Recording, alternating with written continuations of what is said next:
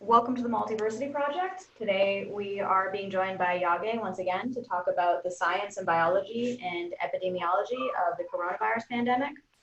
We're going to be talking a bit about some of the reactions from different governments and whether the science justifies these reactions as appropriate or as an overreaction or maybe even underreaction. So welcome to the show again, Yagé. We're happy to have you on. Hello. Thank you very much for having me yet again. It was an absolute pleasure to come back to the show. Right. Very cool. Yeah, to start off, we just kind of want to ask, like, what are your general impressions of what's been happening lately? I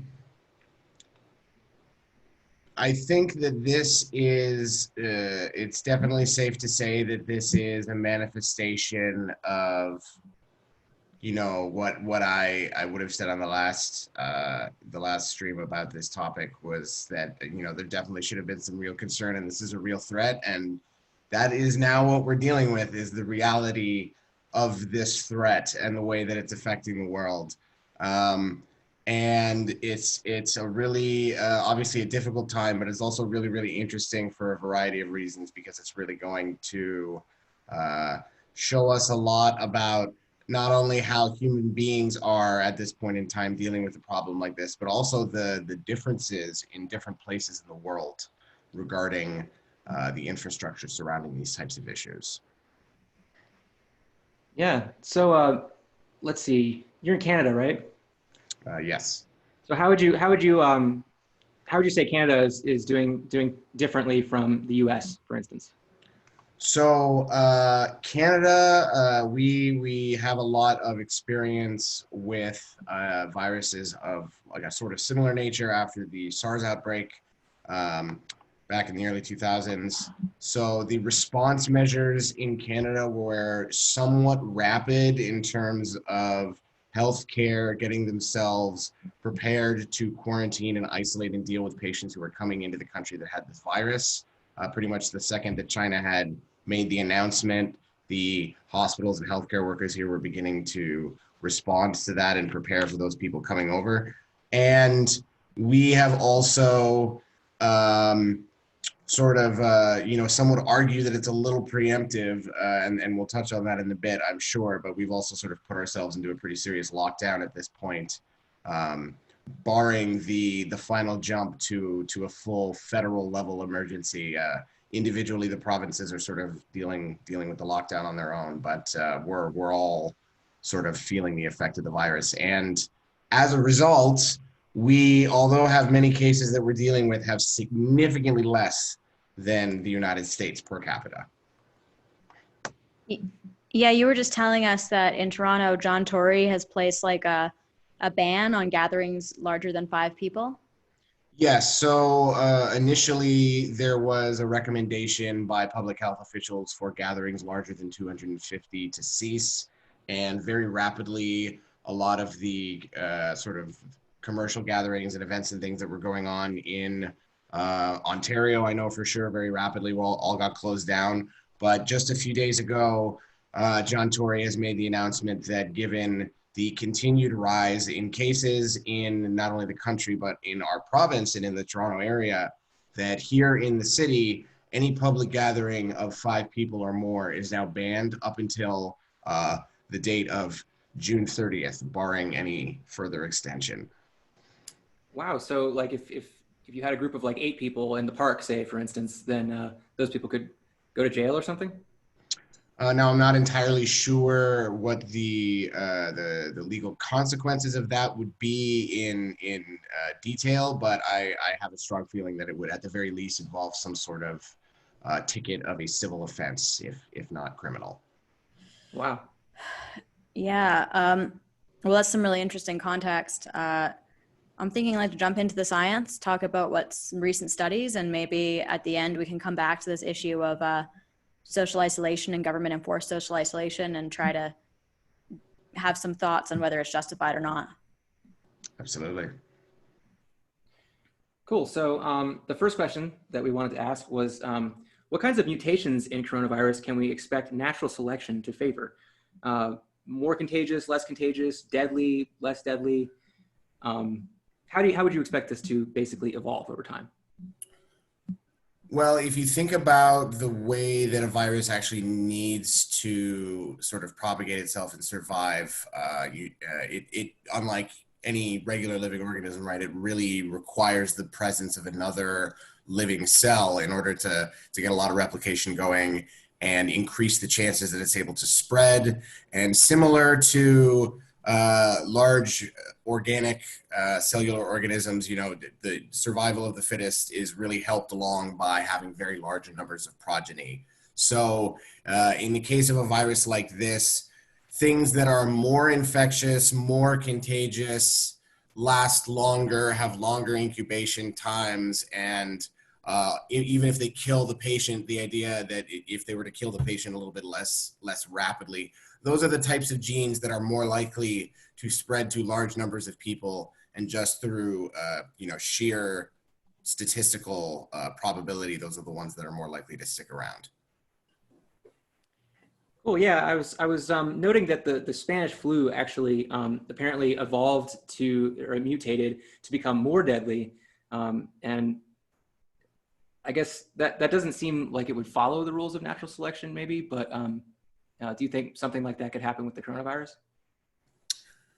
Unfortunately, I do think it is possible. We are seeing some similar things on an epidemiological level with this outbreak to what we know went on during the Spanish flu outbreak of 1918. We, in the scientific community, are thinking that it is definitely possible that there might be a second wave of the virus that comes back potentially in the fall, that is a little bit more virulent, a little bit more contagious, and then potentially also more deadly as a result. Do you think that like limiting the number of people that get infections would prevent that from happening?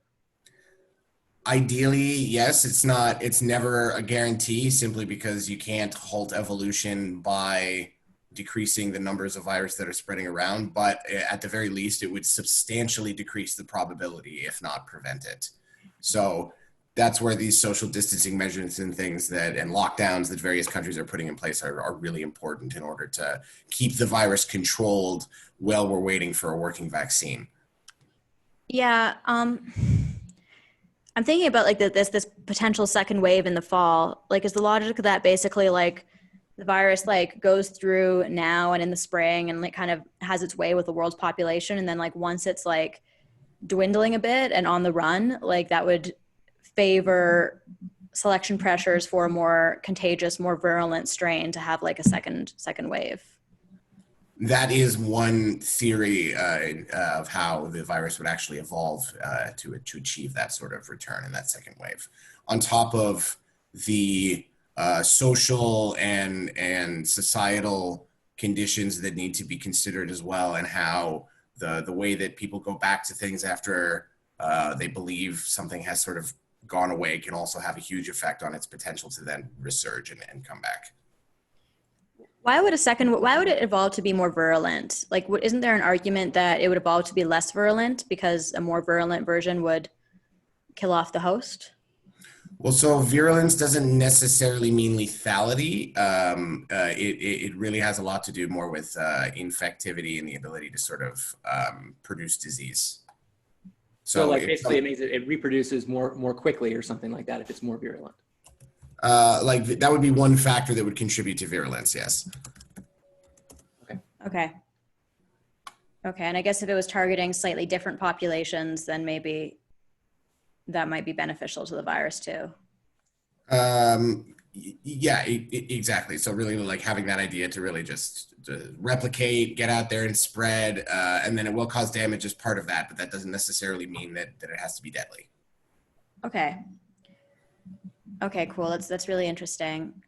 Do you think it's likely that a deadlier version would evolve, or one that was like more deadly for young people, or is that kind of just random that it could happen or not?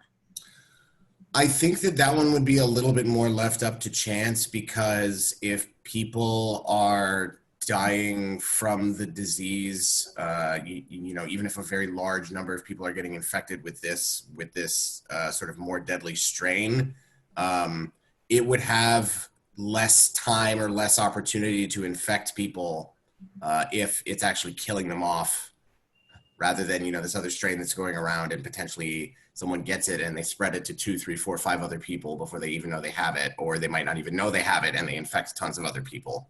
Whereas, a very, very aggressive strain might come along and take somebody out of commission very fast and only infect one other person in the process.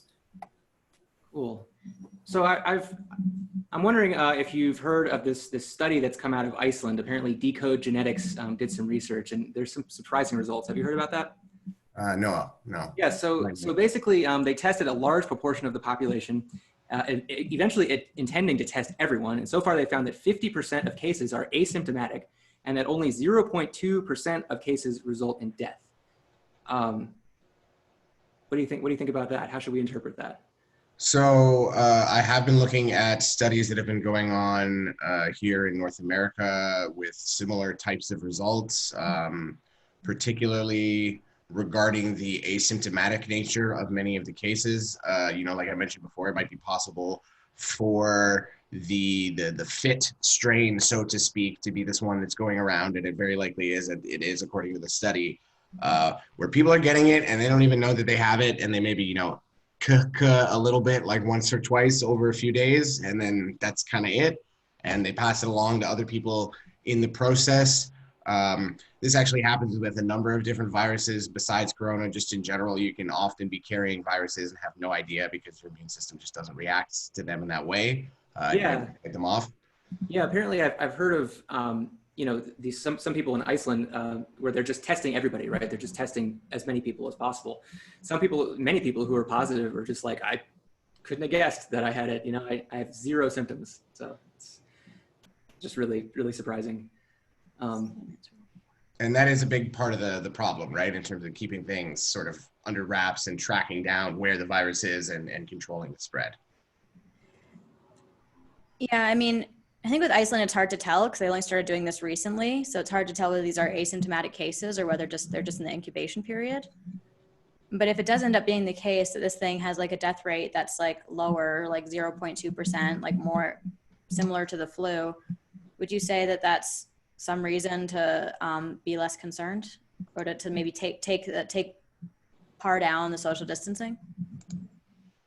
So the concern, or at very least the fear that people are experiencing, I think, yes, should be dialed back a little bit in terms of the danger they may feel that they face to themselves as a result of all of this.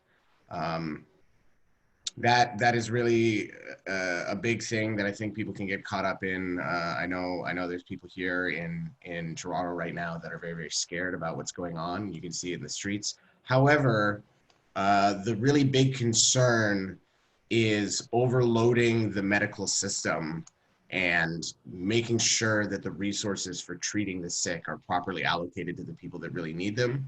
So for example, if you look at Italy right now, Italy is a small country, and in a very short amount of time, they have now pretty much reached the top of the death toll with 12,400 plus deaths from coronavirus. Spain is very close behind them at over 8,400 deaths. I heard apparently that they had to turn a number of public centers in Spain, I believe in Madrid specifically, into massive morgues to deal with the bodies because they're piling up too fast. And that is unfortunately a result of a medical system that was overwhelmed by the number of cases. I can't speak for Spain in terms of transmission factors necessarily, but I know that because of the family structure in Italy, that it is a lot easier for viruses to get passed around because of social and cultural practices and the way that people visit with their family. So it spread super, super, super fast before the medical system could respond really properly. And as a result, people were not being able to get into the hospital to get treatment when they really needed it because there were already so many other people being treated. And as a result, way more people were dying in those places than in somewhere like Iceland, for example, or Canada. And that's really what this social distancing is needed for. That's really what this is really important for, is slowing down the rate of transmission enough that the medical system is able to deal with it. Here in Canada, I believe we only have 50,000 and something, on 50 something thousand, I think, beds, medical beds in our hospitals in the whole of the country right now. So that's just not enough to deal with the problem if you get 500,000, people that need hospitalization all at once at a single point in time. Right. Yeah, that makes sense. So I was wondering, have you heard anything about the vaccines that they're developing? Are there any positive developments in that area? From what I have heard so far, the first one that was shipped out shortly after receiving the genome sequence is still in human trials. Okay, so they developed it like really fast, but they're testing it still. They developed it really fast. They're testing it still, and the trial hasn't necessarily ceased, from what I understand. That's always good. The thing with a disease trial like this is you have to wait, well over a month, even at the shortest period of time, to get a sense of the response of the patients. Even once you get to humans, it'll still take another month or so at that point, because the disease itself has a course that runs anywhere from 2 to 4 weeks. So being able to let somebody go through an entire disease cycle is necessary in order to be able to verify that the vaccine is capable of eliciting a proper immune response. So things are kind of ongoing with that first one. We're sort of waiting on the results for that. And from what I understand, a number of other potential vaccine candidates have also sort of pumped out and are about to be put to trial as well.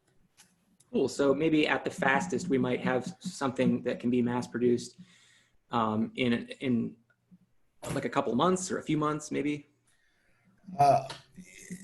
It would be extremely impressive if we had something available just within the next couple of months.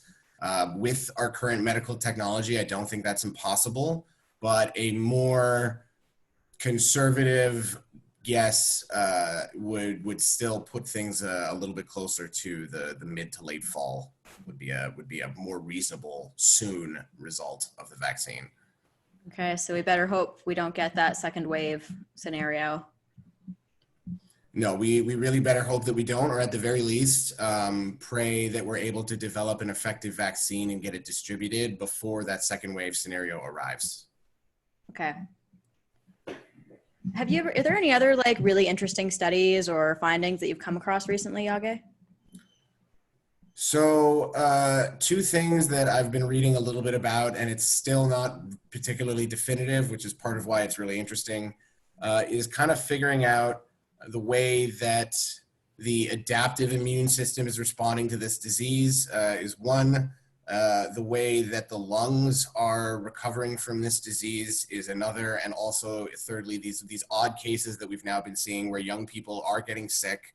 They sometimes do then actually require hospitalization. And despite the fact that they might be young and not have any other various health problems that predispose them to complications, they might still end up dying in some cases.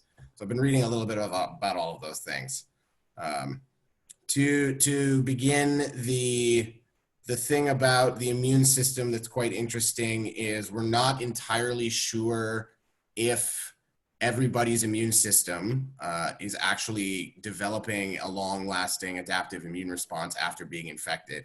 And this might explain what we spoke about on the last stream about how there are apparently stories where some people seem like they're being reinfected. That could potentially be somebody whose adaptive immune system just didn't develop a long-lasting, long-term antibody response, and so they were not actually immune to the disease even though they had already been infected with it. So we're still not entirely sure how that works and whether or not that's a genetic thing or it has to do with what strain of, what substrain of virus you were infected with and the genetics of the substrain of virus. We don't know. Yeah, it sounds like maybe the immune system is coming up with some kind of partial solution to the problem that isn't fully, it isn't like a full 100% defense against the virus. So if the virus, maybe it makes the virus go away the first time, but then it comes back and the body can't deal with it. Exactly. It seems like it might be in those cases as though the body responds in a manner that's sufficient enough to help it fight off the virus, but that it doesn't have a pre-primed immune system that's ready to knock that virus out the second it comes back. And so the virus comes back, is able to replicate, and then the only way to get rid of it is to have another full-blown immune response.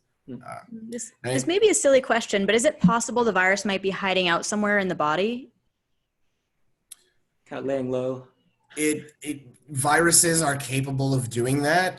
That's not something that the coronavirus is necessarily thought of or associated with that type of behavior, but it's not to say that that is physically impossible. Cool. Okay, cool. Now, in the case of the lung problem, something that we also don't know is we don't know if recovery from the disease means no long-lasting problems, particularly for the elderly. There's some evidence that suggests that you might potentially be disposed to changes in breathing that might last a lot longer than the actual course of the virus itself and may potentially be permanent. So we're still not sure what's happening there. And then, the last thing, which connects back to the lungs and the immune system, is understanding the genetic basis of the response to the disease is something we don't really understand very much. We're trying to get at as well, why is it that a young person sometimes is healthy and gets the disease and is fine, but that sometimes they also get killed by it, even though they have no other health problems, for example? Or why does someone not develop adaptive immunity? Could it be like, one thing they found in this Iceland study is that there was like all these different like versions of the virus, depending on if the person in Iceland got it from a UK source or a Spain source, or like it seemed like there's a lot of like little minor mutations of it. Could it be that it's the strain that's determining whether, it's going to potentially hit a young person very hard or not?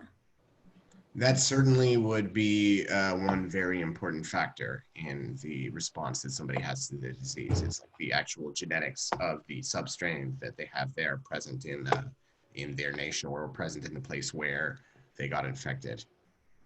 Yeah, I don't know if you saw, I read somewhere that somebody had discovered like 10 or 20 different strains of this virus, did slight variations on it. Yeah, that's what I was just saying. Okay, yeah.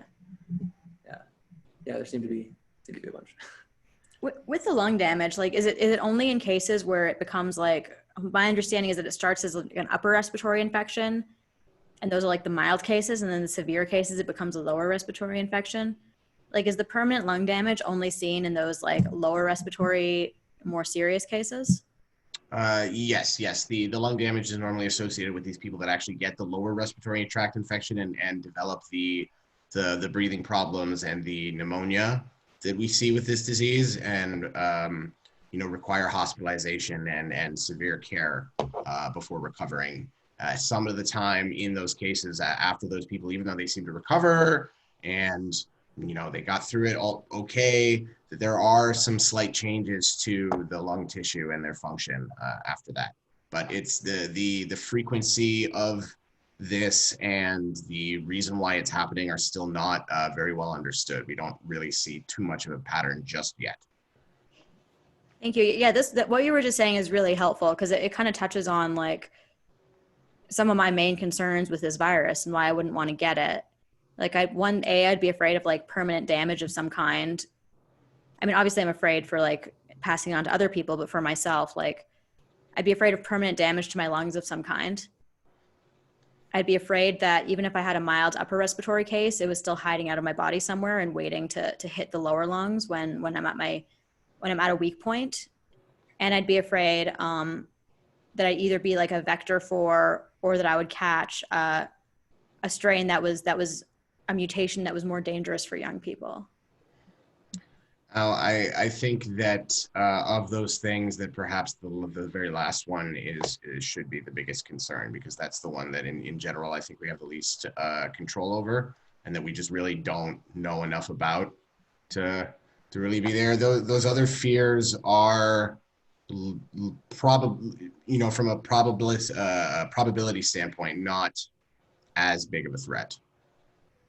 Okay. Cool. Okay, that's interesting. Have you heard of, I think I've read a couple stories of young people who ended up dying. Do you think that there are, if you're young and healthy, do you think that it's okay to be kind of we don't need to worry about it? Or do you think there's still pretty significant reason to be concerned?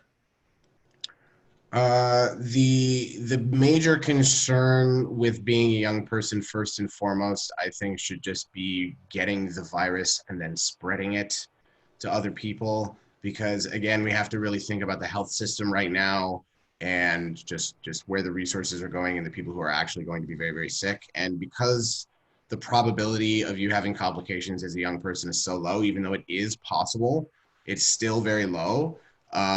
Be concerned about getting the virus. Do your best to avoid contracting it and exposing yourself. But the biggest concern, even if you got it, would still be infecting a number of other people in the process, potentially people who are more likely to die than you. Right, that makes sense. Yeah, totally.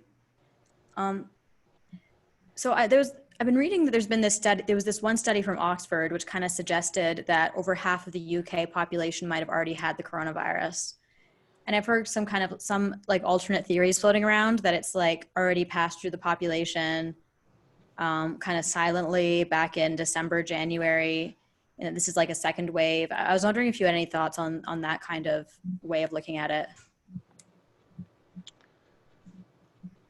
There's no way for us to really be 100% certain, simply because the number of people that we'd have to test even now, let alone that we weren't testing anybody back then in terms of getting those numbers.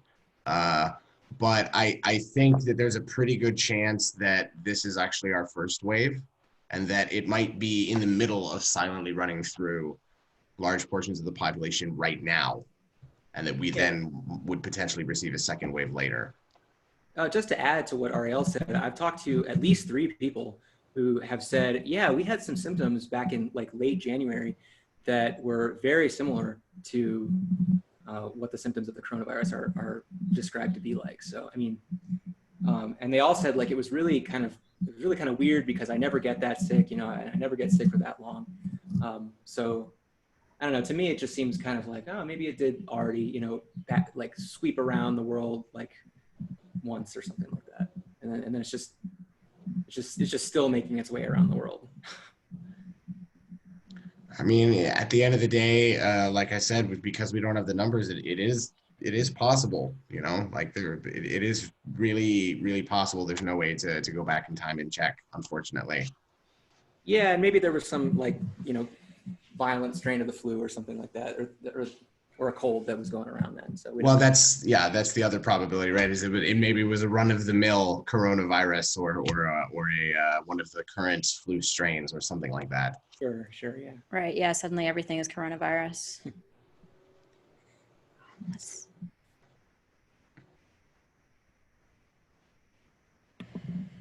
So there's been some suspicion that China is kind of underplaying the extent of the virus over there. And like, I know some people, like this is really dark, but some people have been pointing to like the number of urns leaving Wuhan. And there's been suspicion that China hasn't, for a while they were saying they had it at 0 and that wasn't actually true. Like, do you think, like, knowing what we know about the epidemiology of this virus, it's realistic to believe that China has lowered their numbers to the extent that they claim?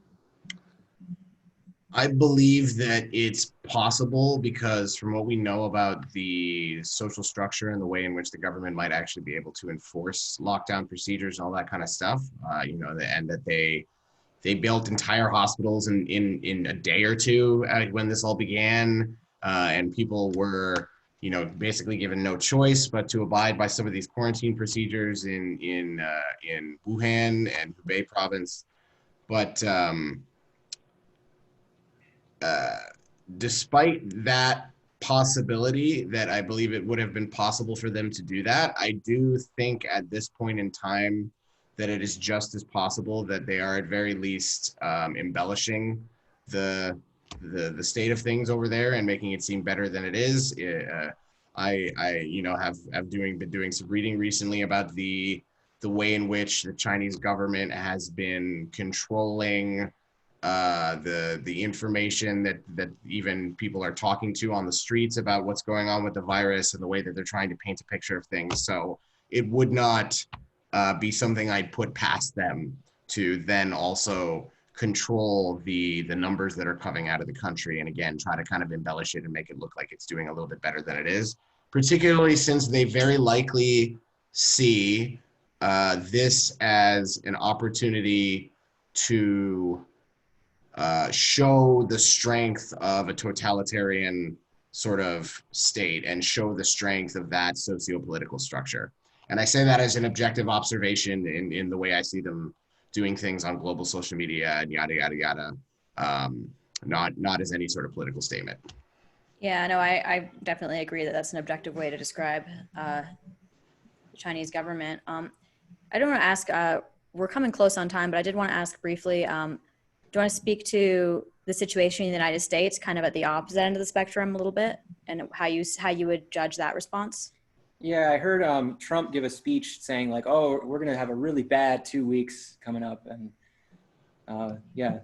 he really changed his tune on that. Yeah, I don't want to necessarily, I can speak to the situation there. I'm not going to say too much about the president specifically because I don't think much needs to be said there besides the fact that his response was just very him-like, very, very Trump.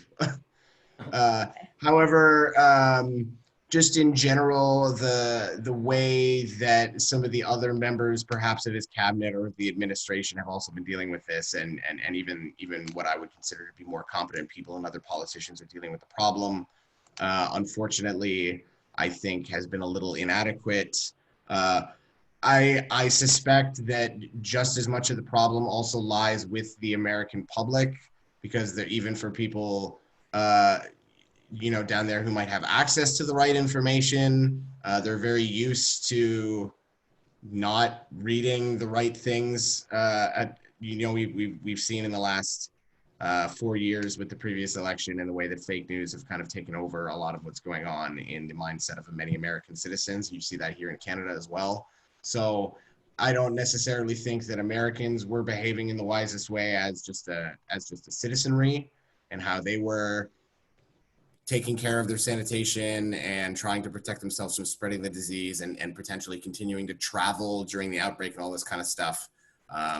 But regardless of what it actually was,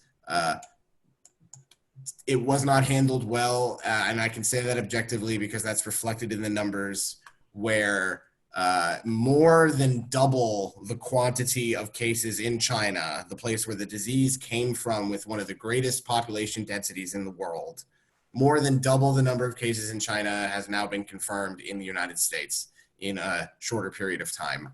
And that reflects that there clearly was some sort of issue, that they just didn't handle it the way they should have. Yeah. Yeah. Yeah, it definitely seems like it's at least hitting New York really, really bad. And I do hear that like in a couple weeks, they're saying it's going to peak, and I hope that doesn't mean that hundreds of thousands or millions of people are going to be sick or dying or something like that. Yeah, and I mean, this kind of brings us back to our original kind of query, like after the sort of discussion we've had, and just based on this context, do you feel that the response, this kind of social isolation response, is justified to this virus? I do, unfortunately, simply because of the high infectivity that this has in the long incubation period and the potential that it has to spread very rapidly. And as we've already discussed, the potential that has to then overwhelm the medical infrastructure in a given nation or in a given location. And that is actually what's going to cause the greatest probability for people to die, is having hospitals that are overwhelmed. Here in Canada, our numbers, although rising and rising much quicker than they were a few months ago, are still kind of being kept down from what they could be, because our government responded and recommended social distancing sooner than I think a lot of the citizens would have liked. But that decision was wise, and even though it's going on, the rates of infection are still going up as a result of not only just the disease itself, but also people who aren't following the recommendation to social distance. And that is exactly why we need the social distancing, because it is just that difficult to control the spread of the disease.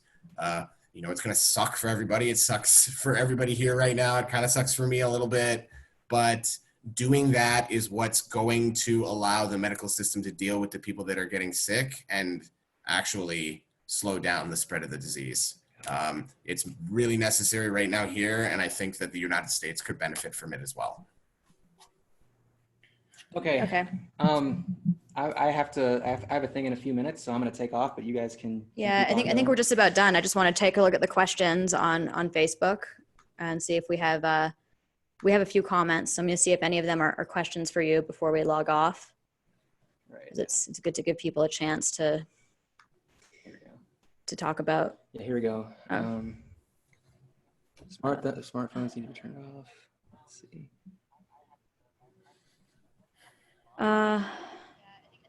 Yeah, so some people are like making a link between smartphones and virus transmission. Do you have any comments on that, Yagé? I think that that's actually a really interesting thing to bring up. Phone receivers in general are really big hotspots for disease transmission. I mean, on average, you're actually more likely to pick up a viral infection from a phone receiver than from the common public toilet seat, despite what a lot of people would intuitively think. So the idea that a smartphone, which is constantly in your hands, and you're showing it to other people, and you're putting it down on every table and every surface and all the time, and it's constantly being exposed to the environment, would very much be the kind of place that you would have to think about. Like I saw somebody walking around the other day with nitrile gloves and a medical mask on, but with their smartphone in their hand, doing stuff with it, and then potentially putting it right up to their face. That's a great way to still get a disease, even if you're wearing the gloves and the mask, right? Or if you just bring the phone home and you put the phone in your bed and then you take off the gloves and everything, well, now the phone's in your apartment with the disease on it. Absolutely. That definitely is a concern. I mean, I think some people might be getting at is like, I've heard like kind of a conspiracy theory that this disease is really the result of 5G, and that it's not really caused by a virus. I mean, I know that it's hard to respond to stuff like that a little bit, but do you think it's at all possible that this is something completely different than what mainstream science is claiming it is? The two things I have to say to that is, the people who believe that this disease is a result of 5G should go talk to the people in Africa right now where there are no cell phone towers and talk to them about how they got the disease, for one. And then those people should proceed to open up a biology textbook, if I'm to be a little bit blunt, and learn a little bit about how viral transmission works and all that kind of stuff. However, to those same people, I will say that cell phone signals and that type of frequency of radiation does cause harm to the human body just in general, albeit often in many cases quite subtle and something that doesn't do much to the average person unless they get it for exposure for a very, very long period of time. There's people who have short-term reactions to cell towers going up as well and have to move away from them because of the way it makes them feel. All of that's very real. Like, cell signals are not good for us. That's true. But I don't think that's where COVID-19 came from. Okay, cool. Well, I think that's it for today. Thank you so much, Yagé, for coming on our show again. This was really interesting and again, clarified some important issues for me. Stay safe and healthy in Toronto. And all of you out there also stay safe and healthy. And if you like this and want to listen to more coverage of the coronavirus like this, please like, subscribe, leave us your comments, and we'll see you next time. Yes, thank you very much again. And stay safe, everybody. Stay healthy.